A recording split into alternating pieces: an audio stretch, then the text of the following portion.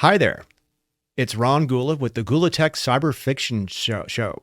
Today, we have special guest and my really, really good friend, Jeff Mann. Jeff, how's it going? It's going great, Ron. Thanks for having me. Jeff, you've got a couple dubious honors. You've actually known me longer than my wife, Cindy. Yeah. And I don't know if that's an honor, but it's just an yeah, historical okay, fact. wow, yeah, I said that the wrong way. You also invented cryptology single-handedly, right? You That's started right. encrypting things. Back during the Civil War. Yeah, that's right.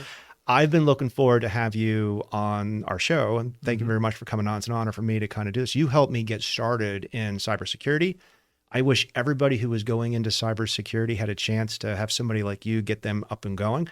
We're going to talk a little bit about that. But for folks of the show who watch, who don't know your background, how do you get here? How do you get involved in cybersecurity? Yeah, people like to ask me that all the time. How'd you get your start in cyber? First of all, I don't really recognize the term cyber. Back when I was getting started in it, it was called information security. In fact, it was called communication security. And I haven't kept up with the evolution of the terminology necessarily. But what are we on right now? It's information warfare, information security, information operations, cybersecurity. Cybersecurity, Right? information assurance. There, I forgot that. Yeah. But I cut my teeth. My first adult job was working for the Department of the Navy. I happened to work for Naval Intelligence, and at the time I was just sort of on a whim, sort of at my mom's beckoning, because she worked for HR at this naval facility that I worked for. She said, "Hey, I hear people are going to work at this place called NSA. They're hiring."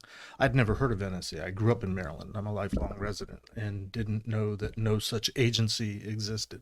So I'm like, okay, I'll fill out the application. The SF-171 or whatever the form is for government employment. So I filled it out.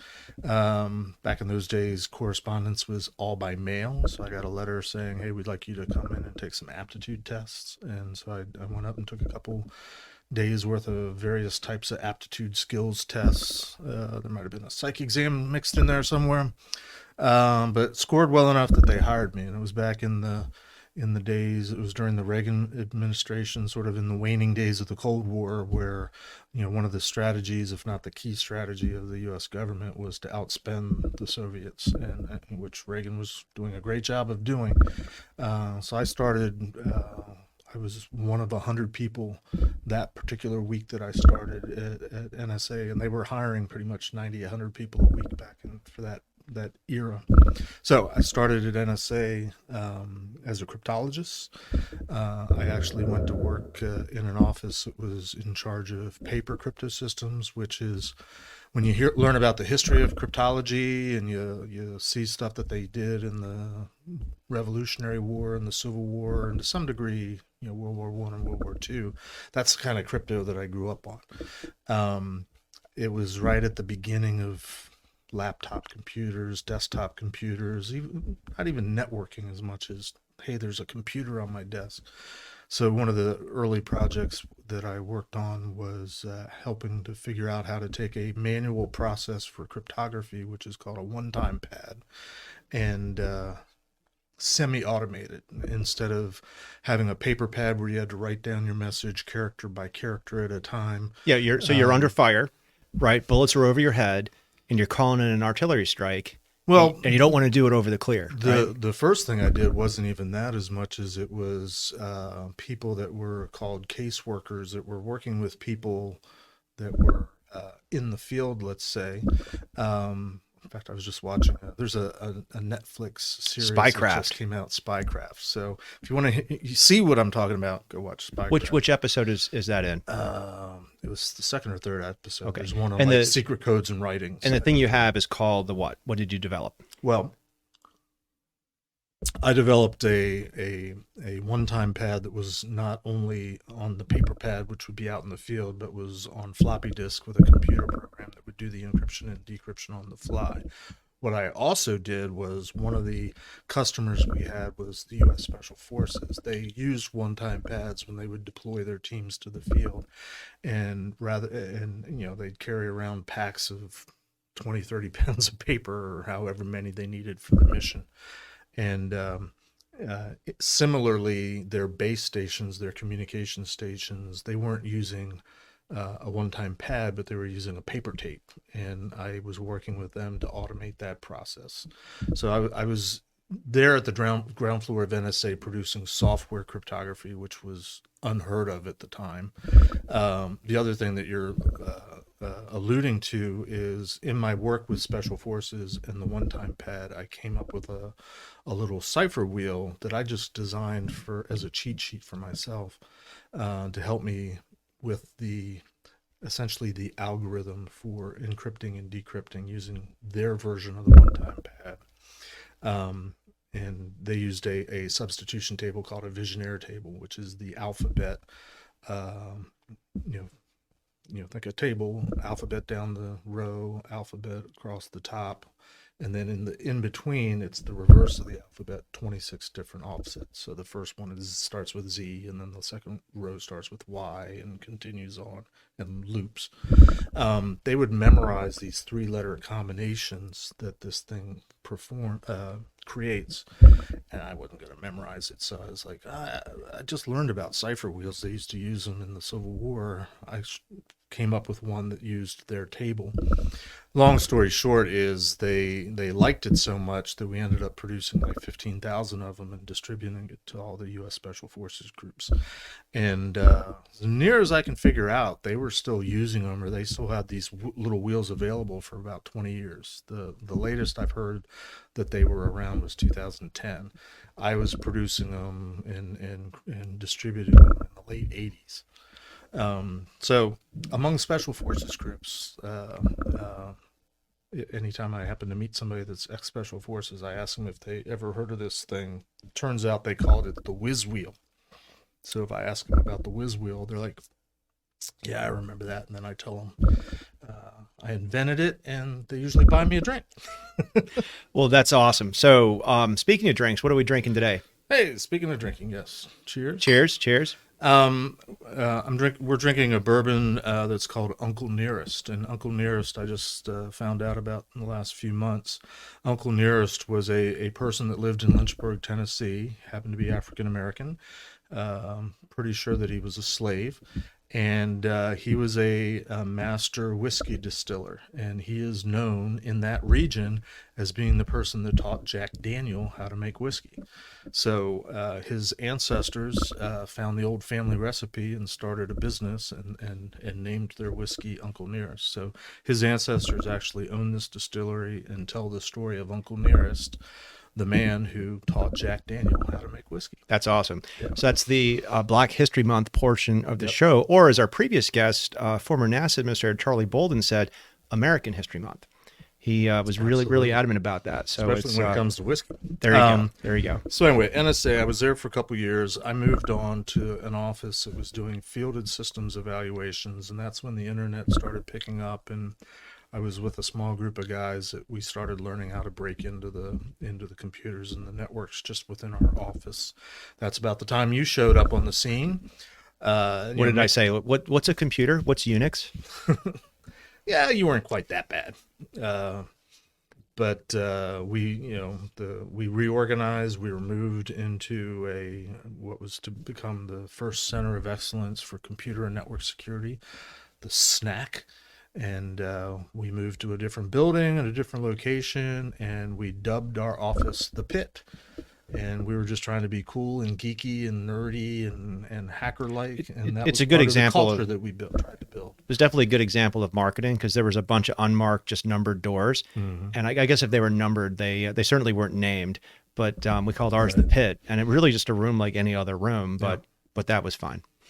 Yeah, so as legend has it, since we are written up in a book called Dark Territory, if anybody's interested, written by Kaplan, I believe is the author's name. But we started coming up with a methodology for performing what we called a vulnerability and threat assessment.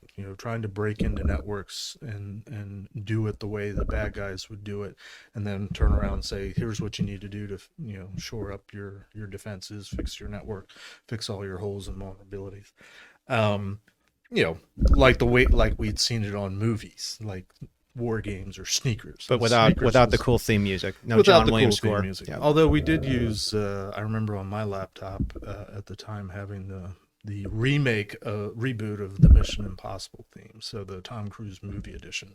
I used to have that when my laptop would boot. It would play.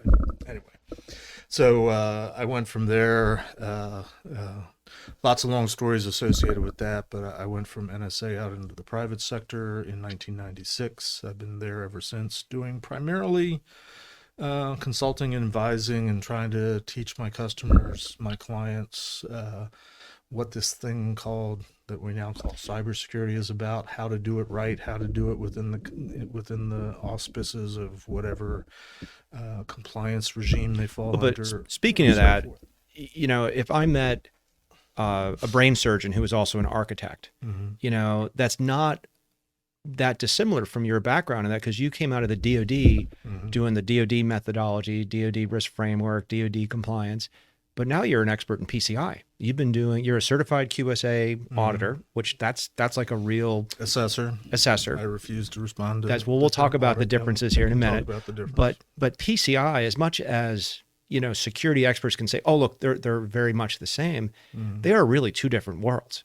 So what kind of PCI work have you been doing, and what is PCI, just again for our listeners? Sure. PCI stands for Payment Card Industry, and it is it's an umbrella term for a collection of security standards associated with anything that has to do with taking credit cards, debit cards for payments for goods and services.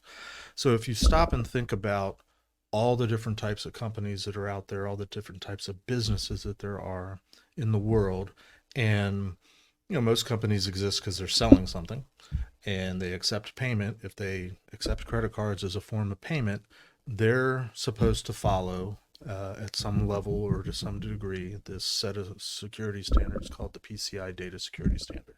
So it really envelops just about every corner of society, because there's just about, I can't think of an industry that doesn't at some level take credit cards or has some touch or involvement in credit card payments and processing. So one of the things that has always drawn me to PCI is the fact that it's just pervasive. It's everywhere, whether people realize it or not. A lot of people think of it, oh, it's just retail. I say, well, no, it's not just retail. It's gas stations, it's convenience stores, it's hotels, motels, restaurants, but it's also local government. How do you pay for your, driver's license or your new, plates, license plates for your car? How do you pay any licensing or fees? Utilities. A lot of things are done online these days, but most of these companies allow you to pay with a credit card. So I have a PCI question. So Sure. A lot of times when we talk about cybersecurity, we talk about the three basics, right? You have confidentiality, Yep. keeping stuff secret. You have integrity, like don't change my secret, and then availability. Don't, make sure I can get to my secret when I want to get to my secret. Right. And PCI, I've heard a lot of people say, is really just about protecting the credit cards. In other words, the confidentiality and the integrity of the credit cards. But availability, they don't really care about, which means you could, launch a denial of service attack against eBay or an e-commerce site. And PCI, in some ways, doesn't care about that because the credit card is still safe. Still the credit card, even one, big problem. Is that true? It's for all intents and purposes, it's true, and it's more, but it's a little bit more nuanced than that. Yes, it's mostly about confidentiality, keeping data safe, and it's a particular type of data. It's the credit card number, it's the debit card number, it's the security codes associated. If you ever do an e-commerce site and you have to type in the 3 or 4 digits that are printed on the back of the card, that's the security code. So it's mostly involved with that, and it's really not even associated directly with using that data to commit fraud. It's it's all about the theft of the data. And the genesis of it was really because in the early days of internet security and in the early days of the bad guys trying to figure out how to make money, it was very lucrative, if you want to look at it from a business perspective, to steal credit cards and then to use them to commit fraud or to sell them to other people that would commit fraud.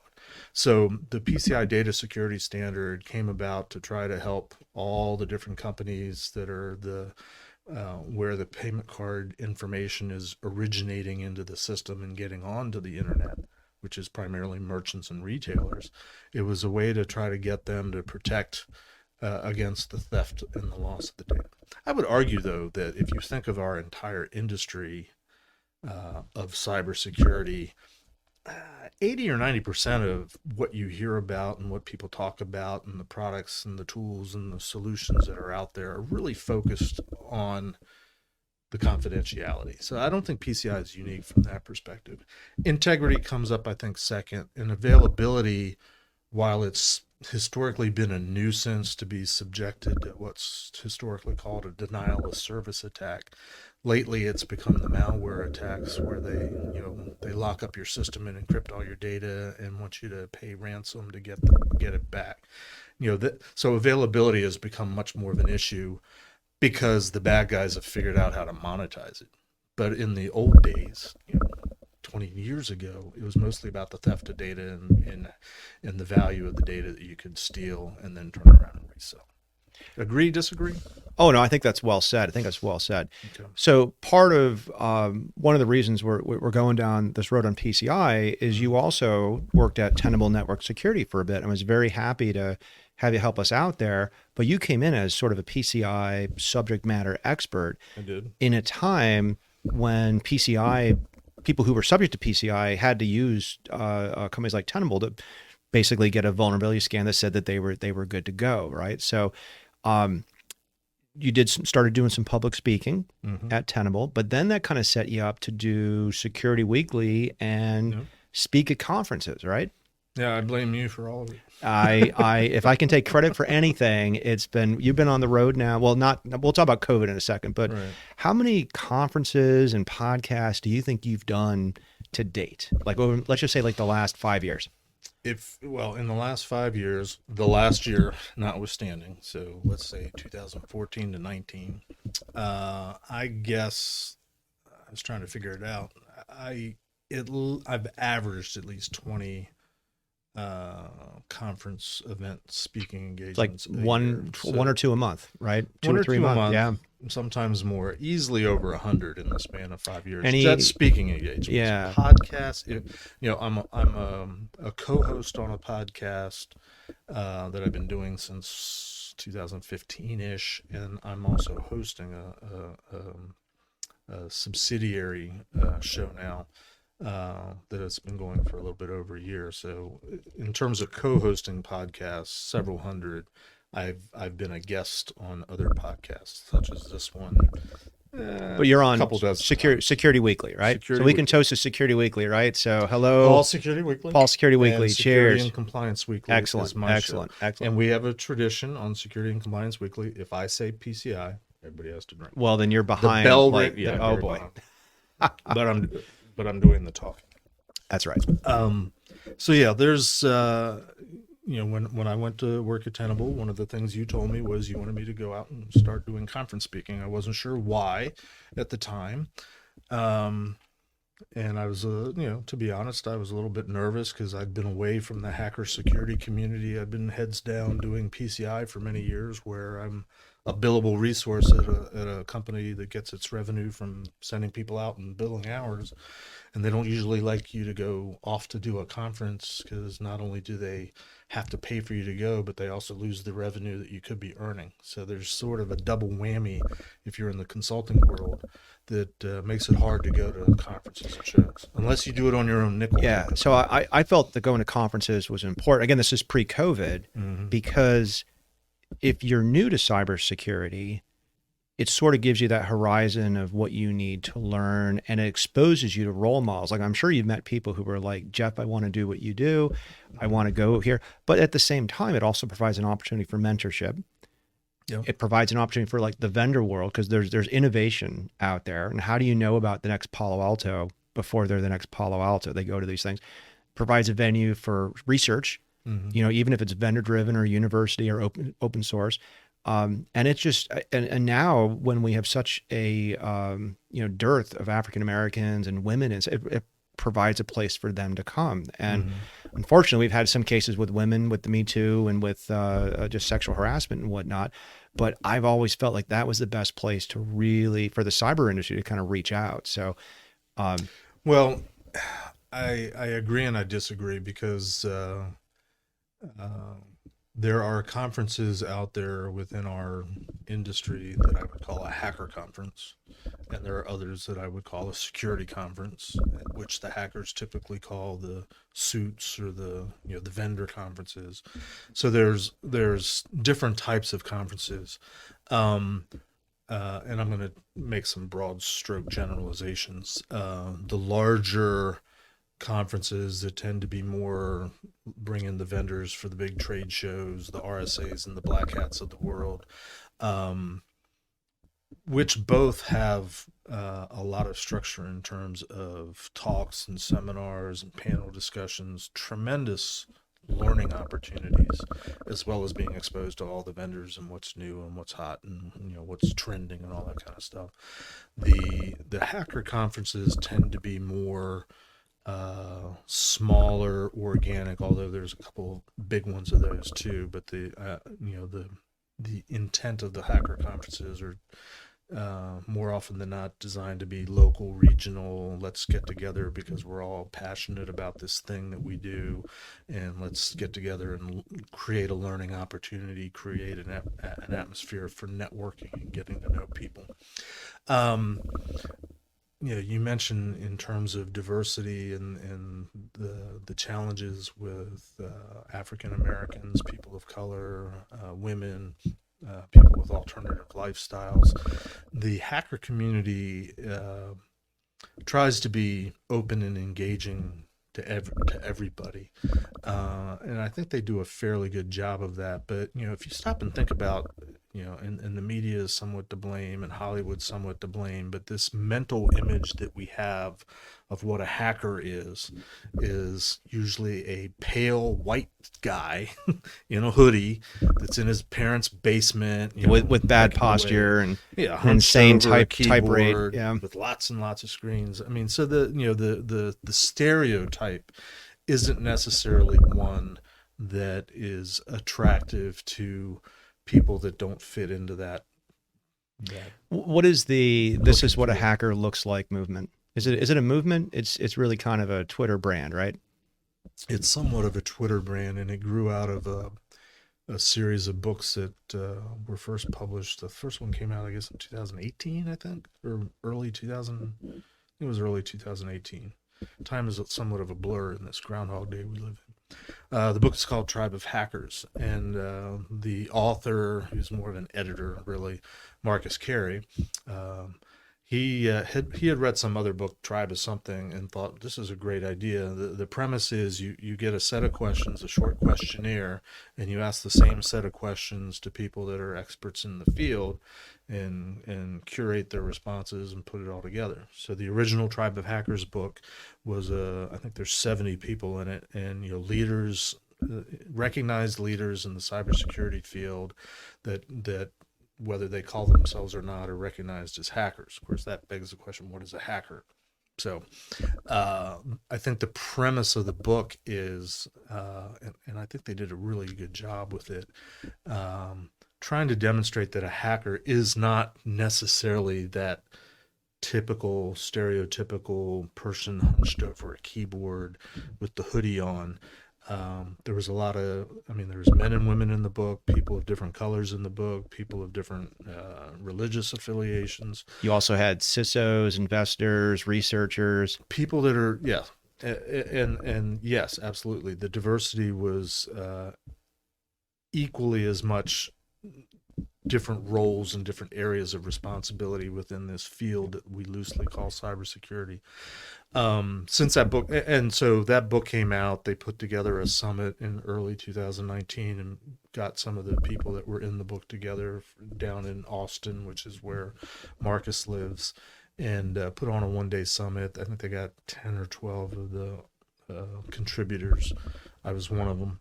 And they passed out t-shirts. This is what a hackers look like. But the point is, a hacker can be anybody. There is no stereotypical image of what a hacker is. A hacker, at least my definition of a hacker, is somebody that's curious, somebody that's trying to figure out not how to break things, but how things work, how to make it better, how to improve upon it. I grew up always, I don't know where I inherited it or when it first started, but if somebody tells me this is how we do things, I am immediately thinking, I wonder if there's a better way to do it. I'm more of a process hacker maybe than break into computers type of a hacker. But somebody that's just inquisitive and curious and asks questions. Why is this the way it is? How did we get here? Is there a different way? Is there a better way? Is there a more streamlined way?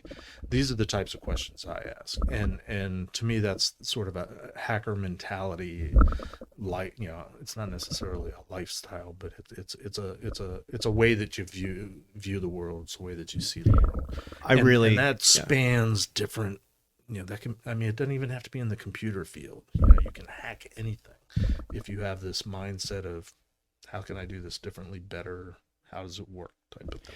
Yeah, we're going to have the cast of MacGyver on for an episode here, the new CBS thing, and original hacker. Well, the original, and and there's cyber stuff in it, which is kind of cool. But like a lot of the hacking is like, I'm going to take some eggs in a bag, I'm going to burn the eggs, and I'm going to make a hot air balloon, right? So that's kind of a hack. So I'm looking forward to talking about them.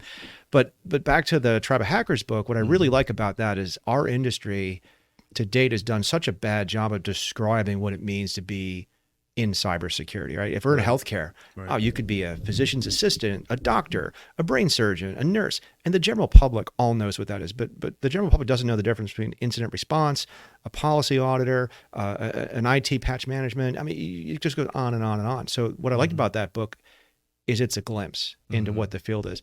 I used to tell people, if you want to get into cyber, read, Cuckoo's Egg, and read Clipstol. Cuckoo's and Puzzle Pals. Yep. And now I tell them, read Tribe of Hackers, because at least a good, and then hats off to Marcus and everybody. You've been in all three books. They've kept updating. Four books, right? So, but that's the point. Our industry has done a bad job of staying current. So that's good stuff. So back on the conferences. So then here comes COVID, right? 2020 was tough for a lot of people. Yep. All the conferences had to figure out going online or not. Right. What has been the change? Because there's been an explosion, in podcasts, people just starting podcasts and shows, right? But what's been changed? What's changed out there? Well, the big change is most, if not all, the conferences have either had to cancel outright or figure out a way to do it virtually. And there's, I'm not going to name names because I couldn't name them all, but a lot of the conferences have gone the virtual route in the last year, and a lot of them are, were and are hopeful that they could get going again with a real conference in 2021. I think realistically, we're still probably a year out from most of the conferences coming back again. I've even gotten to the point where it's like surreal. It's like, did they really ever happen? Did we used to do this? Are they ever going to happen again?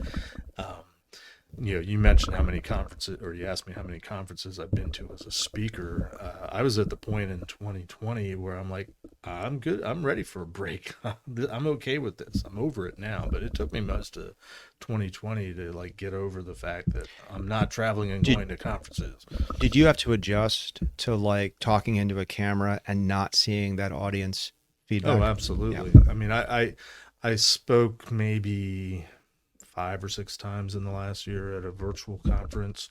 At least one of them was pre-recorded. Yeah, and that's really tough because you can't really say today. You can't say the news. It's but it's more convenient. You can create more contact. I think we are hitting more people, but it's a little bit more impersonal. We're hitting more people, but the typical security conference, whether it's the big one or the small one, the regional one, the industry one, or the hacker one, there's so much more than just the speakers in terms of learning opportunities. They have different villages and areas set up for capture the flag exercises, lock picking villages, which I don't necessarily ascribe to, but it's popular. It's hacking. It's hacking. They have people at many of the conferences that volunteer to help you review your resume, do a mock job interview, trying to help people, get not just get into the field, but move around, move up in the field, advance their career. And a lot of conferences have a specific theme for women, African Americans, or even K through 12. Whether it's free attendance, these free mentorship things. I think there's been some improvement. Yeah, I mean, there's definitely, the collective has figured out how to put on a virtual conference.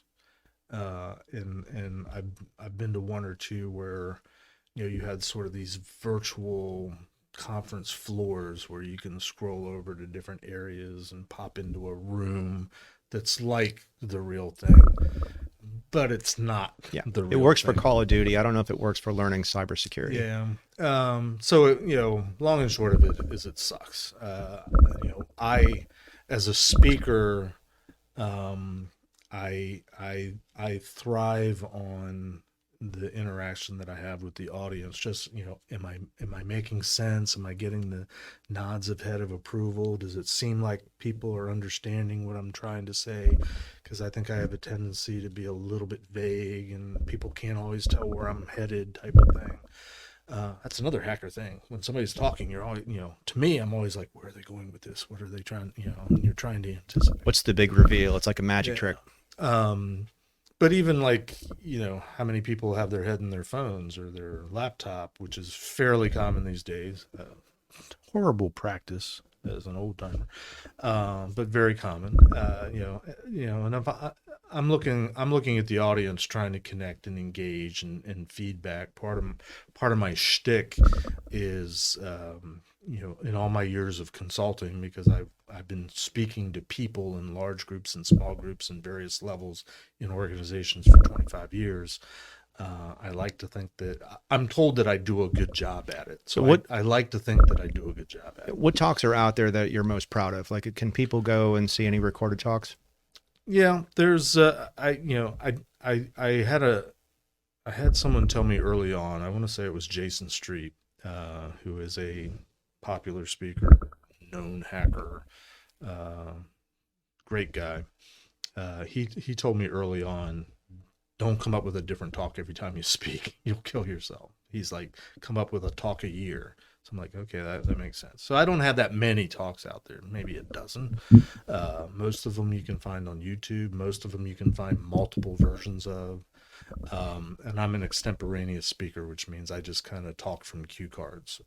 I don't have a memorized speech. So every talk is a little bit different, although overall it's the same.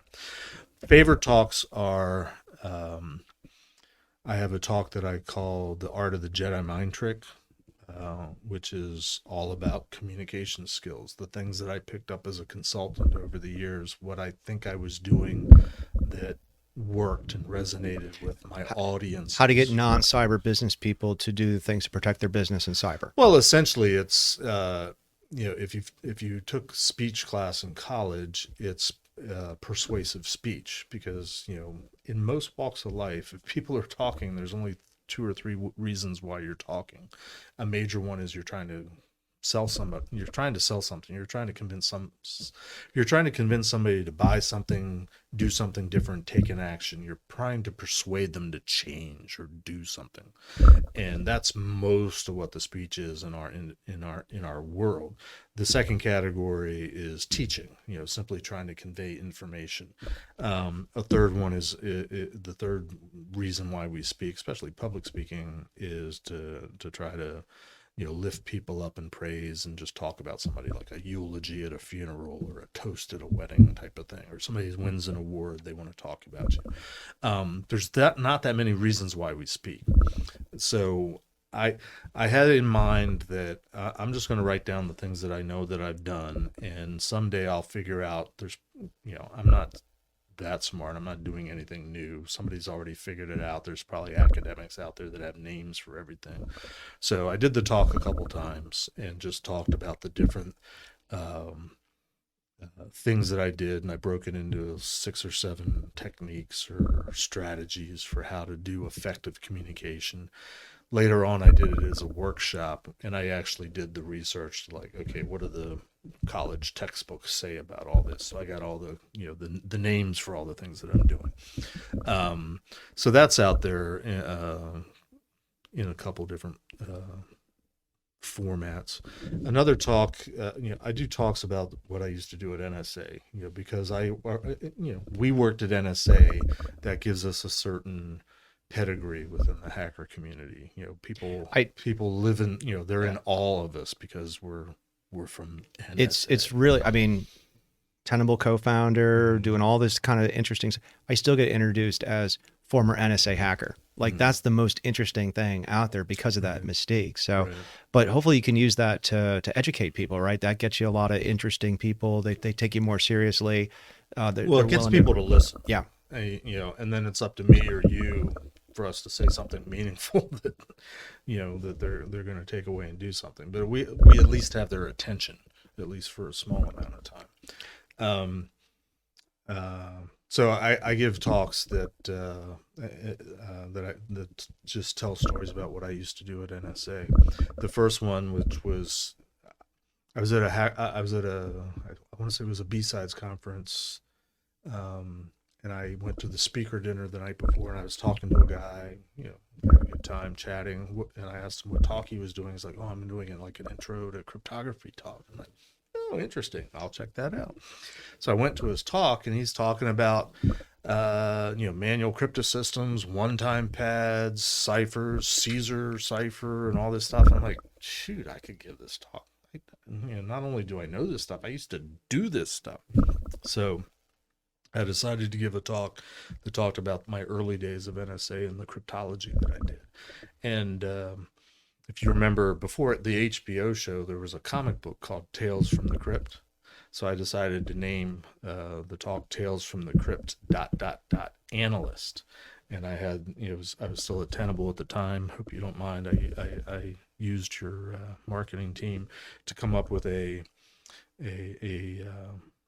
illustration that was a mock Tales of the Crypt comic book to advertise this talk, Tales from the Crypt. Long as I wasn't the skeleton guy, I'm good with that. And then the sequel to it, more Tales from the Crypt Analyst, was the story about how pen testing got started at NSA. Ron and I were part of the first pen testing, or what we now call as a red team group at NSA. So we weren't the only hackers at NSA, but we were the only ones that were on the defensive side doing the ethical break-in to tell you what's wrong. So let's talk about this. So frame, how do I know if my network and data is secure? Frame that process with me. You just took a drink, so you're well qualified to do this now. I did just take a drink.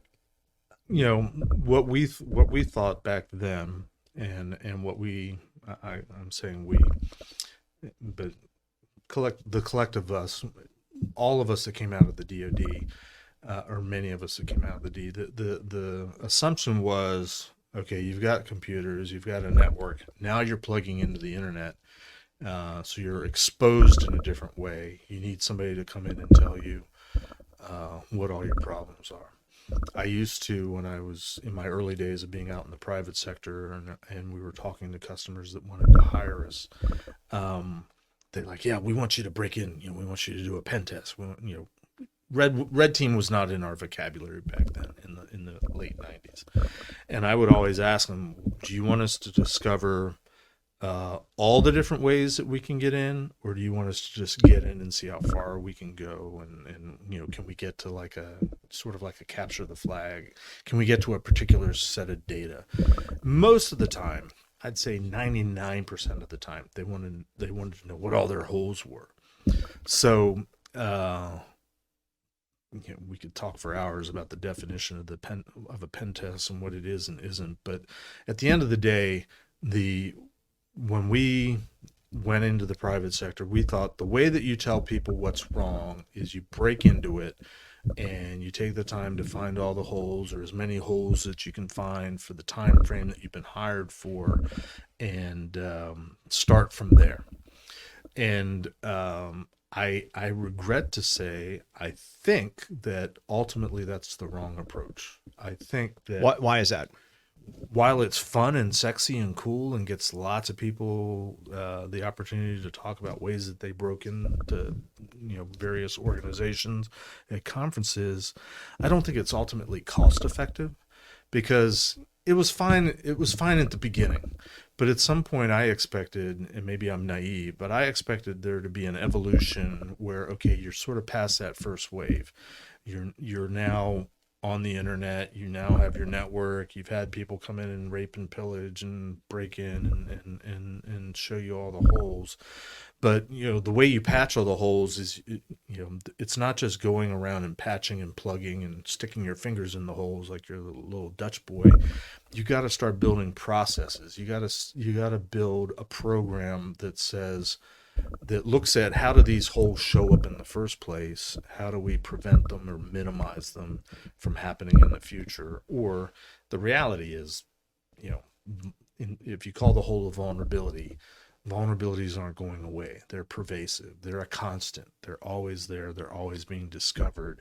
And it's not simply a matter of, well, you find it, you patch it. You find it, you patch it. You find it, you patch it. There's got to be a way to systematically, programmatically, process-wise build systems, field systems that have some hardening, have some configuration, have minimal functionality. This is all classic stuff that we taught and learned 25 years ago, but is still true today. And technology has progressed. Like, so when we were doing this, we could go to an Air Force base, we could go to a government agency, and all of that network would be literally behind one or two or three devices, and we could literally say, even back then, there was a clear perimeter, right?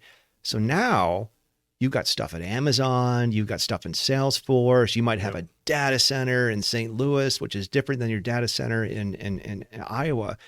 How can you even find all the holes with stuff like that? Well, and you're alluding to what's an interesting reality is that a lot of us came out of the DoD. It wasn't just the two of us, and we were classically trained in InfoSec, and we were classically trained in sort of the military DoD approach to security. I believe to this day that there's no such thing as offensive security. Security, by definition, is defensive. It's prevent, detect, respond, react, by its very nature. But nuanced discussion. But what we, the collective we, preached as in the early days, we called it network security or internet security. It was, you have a network, you're plugging in to the internet, which is the great unknown. It's the cloud. That was why we call the cloud, because the internet was this vacuous unknown thing where evil people and things lurk. But we built our security programs around centuries old tactics on military physical security premises, which was primarily build a secure perimeter, build layers of security, put your most sensitive critical assets deep inside the inner bowels of your whatever, and hope that all the layers of protection protect you. That's how we build our networks. Yeah. But as you said, now I can get to Amazon with a password, right? Okay, so we need to get over that. Yeah. There is no perimeter anymore. We used to talk years ago, back in the early days, about that crunchy exterior and the soft, gooey middle. And of course, if you could crack through that crunchy exterior as a pen tester, it was pretty much wide open. I mean, in fact, you worked for a company back in the early 2000s. U.S. Internetworking, now where part my- of AT&T. Where my company was hired to do such a pen test. We were given because of the frustration of the security officer at the time, trying to get the attention of management to do the things and invest in the things that he knew needed to be done. He gave my company carte blanche. You've got a weekend, rape and pillage, do as much as you can. I want you to just go as far as you can. No I think you holds got on barred. my computer. I got on everybody's Yes, computer. yes. And it's funny because ironically, what we ended up doing, and I was part of a team. It wasn't just me. My team found a way to, and this was probably 2000, maybe 2001. SQL injection, right? We got in with SQL injection. This is before it was a known Before thing. we called it Yes. SQL injection. We just knew port 1433. You could append the SQL commands and put commands in, and so we got in. And once we got in, my job as part of the team was to kind of poke around and look around what is called today pivoting. I've had to learn the new term. lateral movement, leapfrogging. But whereas the guys that I work with, they were all about, let's break in. We got a box. Back in those days, it was mostly Unix. We rooted. Let's move on to the next one. And I'm like, let's see what's on this box. Let's see what we can learn from it. So,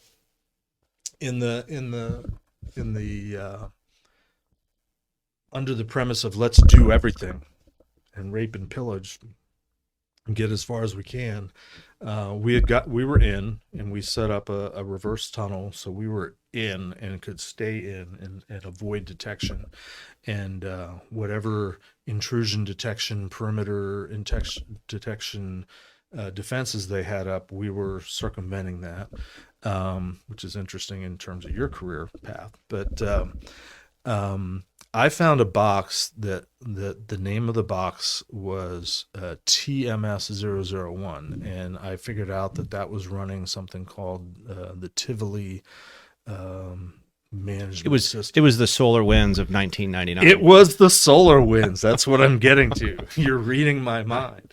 But we found the box that was doing the network monitoring for everything. And U.S. Internetworking essentially was a cloud provider. They were a cloud hosting provider before we called it that. And, I saw that box. I said, okay, that box sees everything and it's trusted by everything. That would be a great place to upload a vulnerability scanning tool and just do a vulnerability scan of the entire network, which is exactly what we did. And so it is the solar winds of 2000. That was the point I was trying to make, and it illustrated. And I know that your experience at U.S. Internetworking is what. And I know the talk's not about you, but that's what sort of inspired you to go off and write a better intrusion detection system. Yeah, well said. I don't have to say that now. Here we go. Cheers. Right. Cheers. All right. See, I really am responsible for most of your success. So You should buy me a cigar or something. a future version of the Gula Tech Cyber Fiction Cigar Hour will be up after this. So, so you do this vulnerability assessment, you do this penetration test. What did you call it back then? When we were at NSA, we called it a vulnerability and threat assessment. I think when I came out in the private sector, while we called it hacking and pen testing, I think on paper, on our statements of work, it was still probably called a vulnerability assessment, especially if they're asking us to find all the holes. That's a vulnerability assessment. We did have a couple customers that were, no, we just want to see if you can break in. One customer in particular, they had gone out and invested in the premier firewall of the day, which was the Gauntlet firewall. They'd paid for all the training to get trained on how to architect their network, configure their firewall for their best protection, and they were ready for us to give them a live fire test. So they hired us to do that. And I remember just doing some initial probing. Back in those days, every system had a publicly reachable IP address. There wasn't net masking back in those days. So if you had a system on a network, it had an IP routable address everywhere. So one of the things that the firewall was supposed to do was to protect the inside and the outside, but it wasn't based on address translation. So I was doing a port scan. I was doing some sort of a probe just to see what was a live system on their identified network space. I forget whether it was a Class C or several Class Cs. And I remember running the tool and thinking, my gosh, I'm seeing everything. I'm getting all sorts of responses. I'm not seeing any kind of blockage or any. I'm not seeing a firewall, essentially. Long story short is in their setting up that firewall, and back in those days, firewall rule sets were maybe 20, 30, 40 rule longs. I mean, we used to recommend no more than 20 rules, if you can believe that, because I've seen network appliances with firewall rules in the tens and hundreds of thousands these days. No, it's no wonder companies are vulnerable. But we determined that their firewall rule set, the very last rule, which was, in theory, once all the rules are Deny, executed, right? the last one is supposed to be deny. Right. It was Allow. Yeah. allow. Like, well, there's your problem right there. We actually, in that instance, we said, look, you don't need us to be pen testing you. We need to come in and let's take the available hours and budget that you have left, and let's help you figure out how to re-architect your network and set it up so you're actually secure, not the way you think you're secure. That was actually one of my proud moments as a consultant, was because we had to brief, I think it was their CFO at the time. And he actually commented, he's like, wow, this is probably one of the most intelligent engagements that we've ever had. It's unheard of for a company that's been hired to do something to stop it and not just collect the money and just meet the terms of the contract, but you actually tried to help us. So they ended up being our customer for years after that. And that's the kind of stuff that I used to like to. And that's where I think the cybersecurity industry, we tend to be very preachy. Mm-hmm. We tend to be very, thou shalt do this framework, right? If you do this framework, you're going to be secure. Follow these top 20 vulnerabilities, patch these, and you're going to be good. We really haven't been good custodians to kind of let people go do it, because it's just so easy to build insecure networks, insecure software, insecure websites and whatnot. Mm-hmm. So let me ask you this: you've got all this experience from the NSA, from PCI, and all. What's your opinion of the effectiveness of things like the Center for Internet Security's controls, the NIST cybersecurity framework, even PCI? Mm-hmm. Does it influence anything for the better?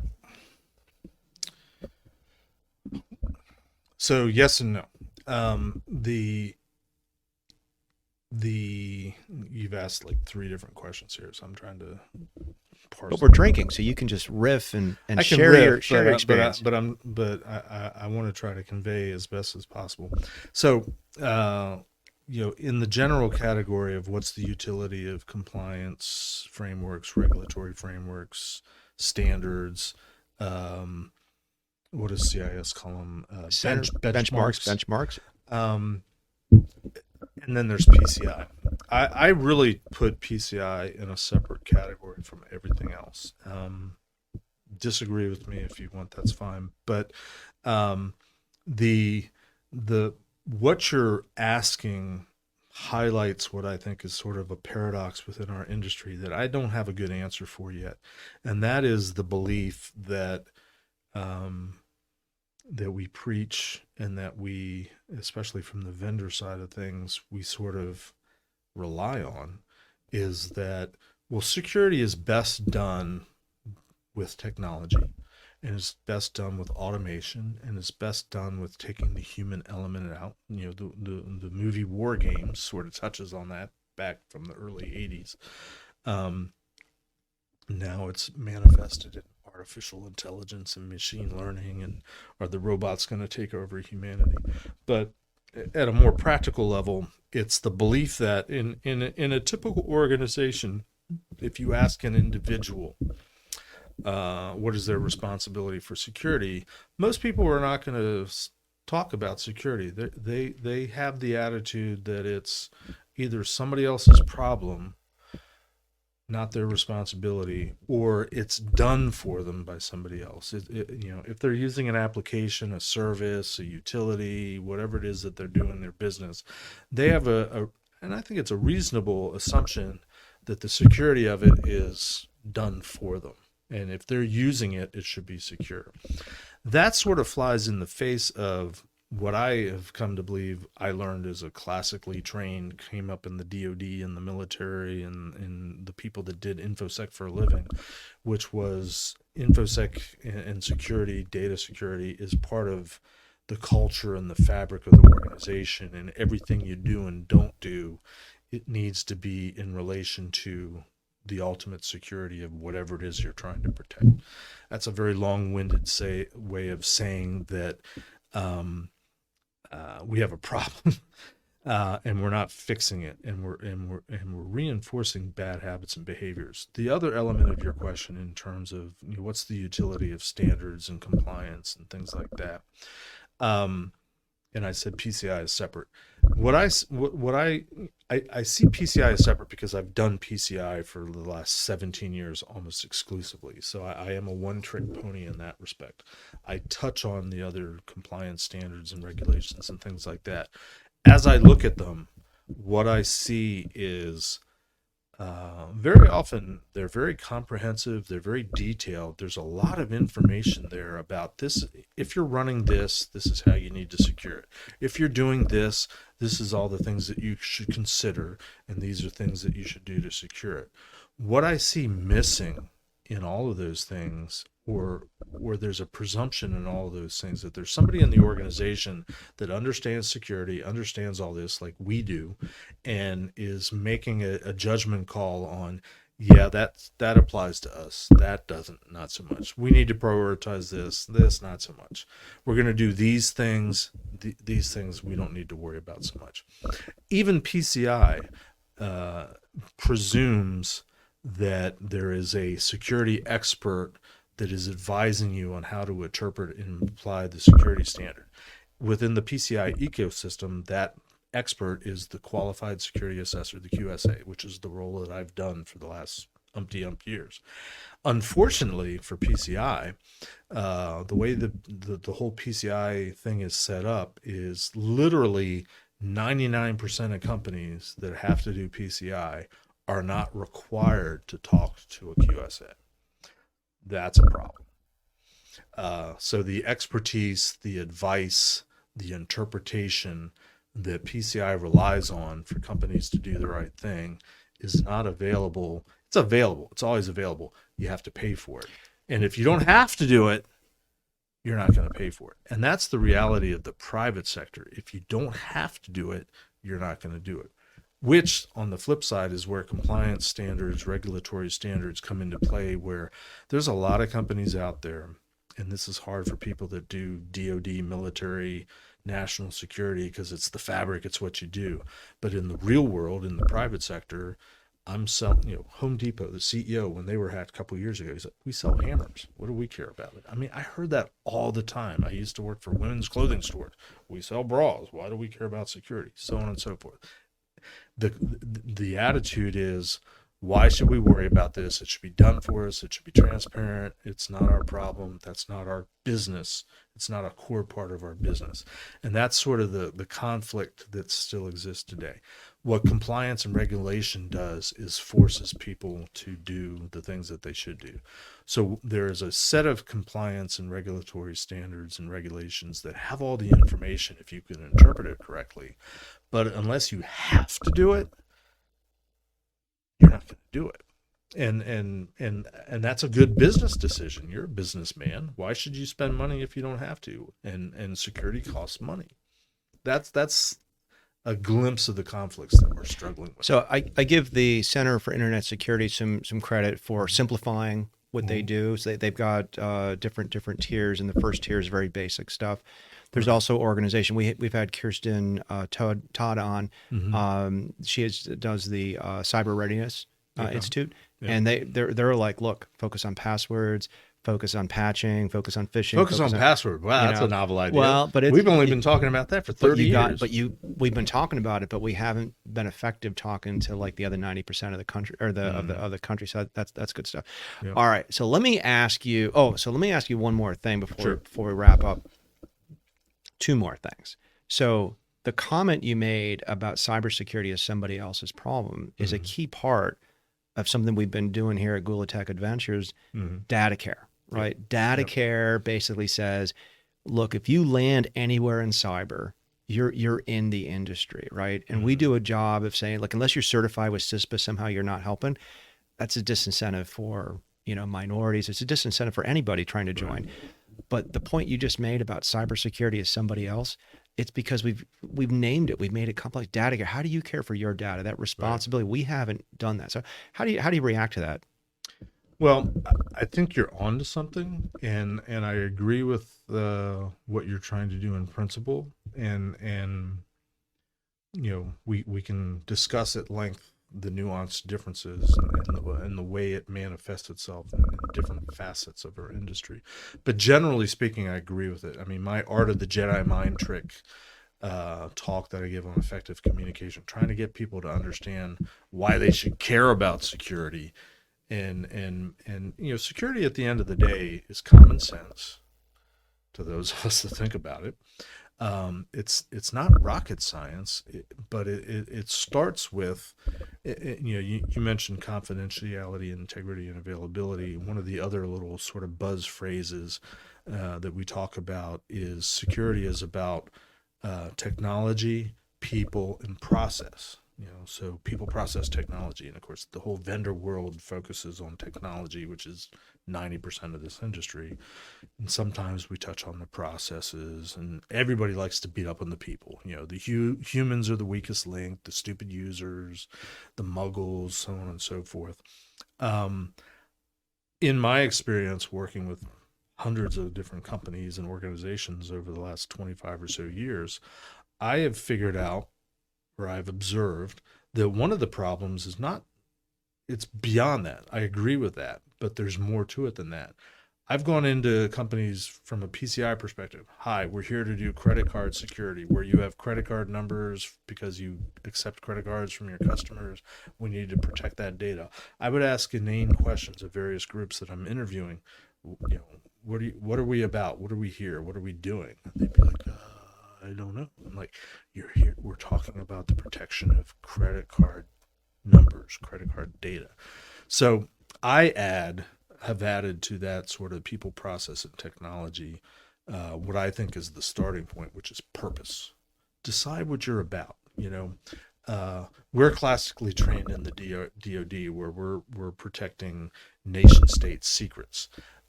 Most top secret information, because I used to have access to it. I was always kind of dumbfounded that when I would read something that was super classified top secret, I'm like, this is somebody's laundry list.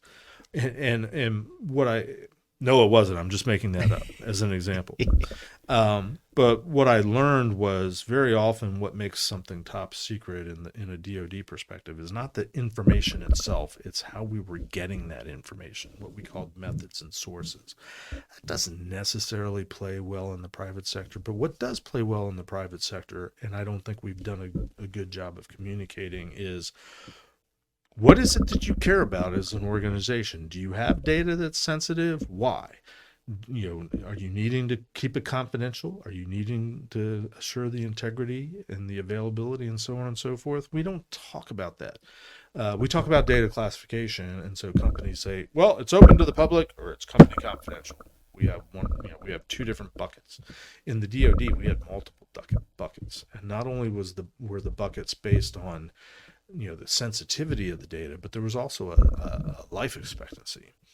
The example I like to give is if you're on a battlefield, and we've all seen the different movies, and you're trying to call in an airstrike on the enemy position, the grid coordinates, GPS coordinates that you give to the people that are, in the old days it was going to be firing rockets or sending in bombers. Nowadays it'd be drones, but the grid coordinates are extremely sensitive. You want to keep that information secret, but you also want to ensure the integrity of it and make sure that you're calling it in and not the opponents are calling it in your position. But that's really, really important for like maybe 20 minutes until the thing actually happens. We don't have that concept in the private sector of the life expectancy of the classification of data, and that all ties to the purpose. And we haven't done ourselves any favors as a society by introducing, in the old days, privacy data, for example, was name, address, phone number, social security number, credit card number, bank account number. Now it's our GPS location, because we voluntarily walk around with a GPS locator. So somebody knows where we are every minute, every day, because we never put the damn things down either.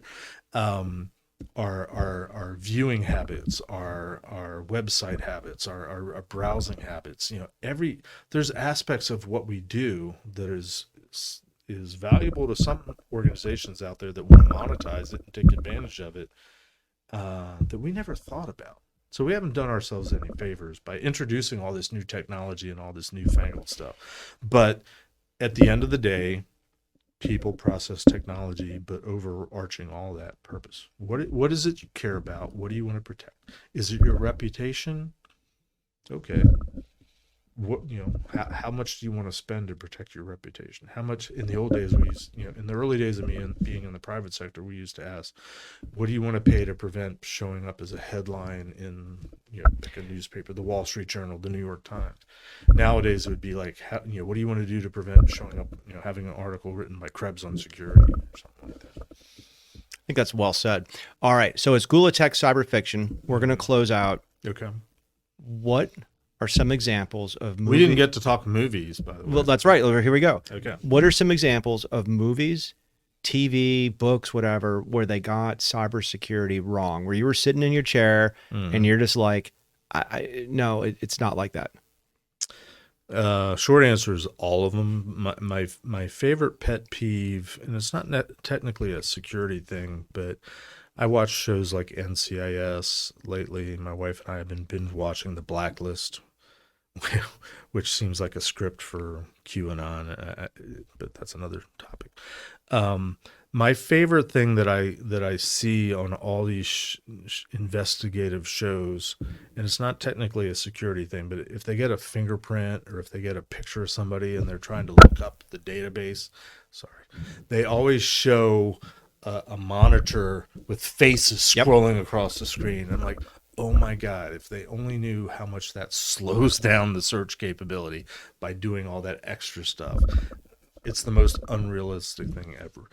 That's my biggest pet peeve. The fact that you cut to commercial and you come back and you've got the answer. I had to break through 17 layers of firewalls. It was a tough code to crack, but I did it from my keyboard. Generically, those are how about all the shows do. So how about most realistic? What's the most realistic hacking and cyber stuff you've ever seen in a movie? I'm going to drop old school on you, and I've watched all these movies recently, so I can still vouch for them. War Games, which came out in the early 80s. It's not exactly the same today, but that certainly was a representative sampling of how hacking happened in the early days. And it was mostly just sort of opportunistic. Nobody had any ill intent. They were just trying to see where they could get and what they could do. The other new movie, also, 10 years later, came out in 92, but Sneakers. Is realistic in the sense of we sort of have this whole industry that grew up out of modeling what they were doing. What's the quote? It's all about the data. It's all about the information. All about the information. Everything is all about the information. More contemporaneous. It's hard because they all put that little Hollywood spin on it. Anything that suggests, I don't have any specific example, but what is hacking, what is breaking into stuffing, it's sort of similar to the detective and police show types of things where there's a lot of legwork, there's a lot of research, there's a lot of investigative work that is implied. That's tedious and time consuming and not necessarily sexy. What I think is funny is some of these movies what was kind of BS and fiction back in the day is kind of reality now. So I think we went to see The Network, which had Sandra Bullock, and there's a scene where they hack into the altimeter of the airplane that flies into the ground.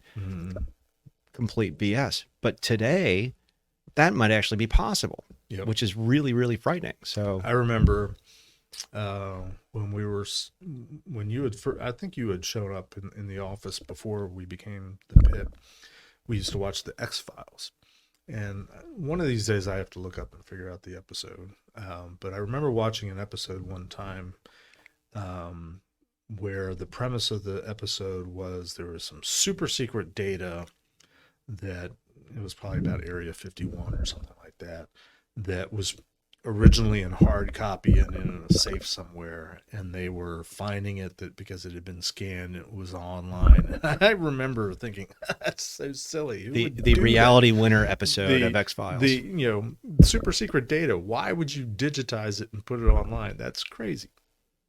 And of course, fast forward to today, where it's all online. So as a society, what's great about the internet is we can find anything. There's information about everything, whether you trust it or not, whether it's reliable or not, that's a different story. But all the stuff that we used to dream about and think about, if only I could remember this, if only I could do that, it's all there. That's so cool. The downside of it is it's all there. All right. So your show on Security Weekly is what?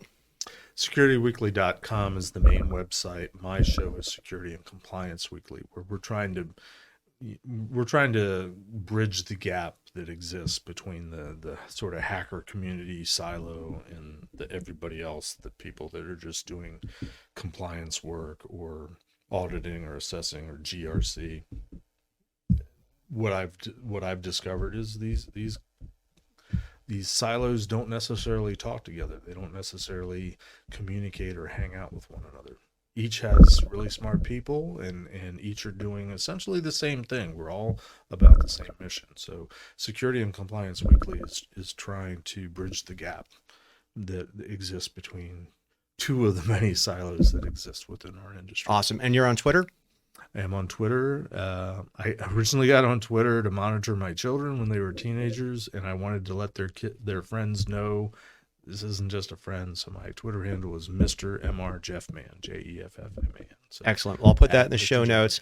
Let's close out. Let's give a toast to everybody we worked with and that we've been able to get into this career. Thanks so much. Thanks, Ron. Thanks for this episode of Gula Tech Cyber Fiction.